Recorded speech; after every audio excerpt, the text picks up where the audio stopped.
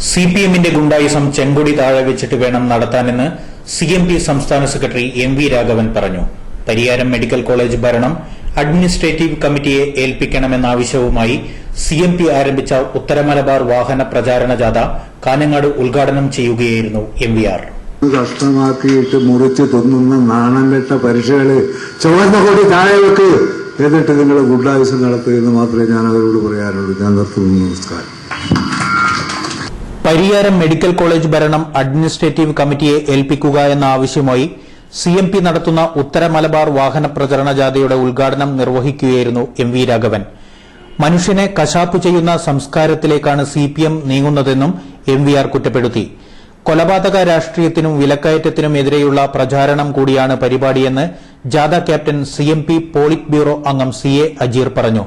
സംസ്ഥാന കമ്മിറ്റി അംഗം വി. കമാരൻ അധ്യക്ഷത വഹിച്ചു.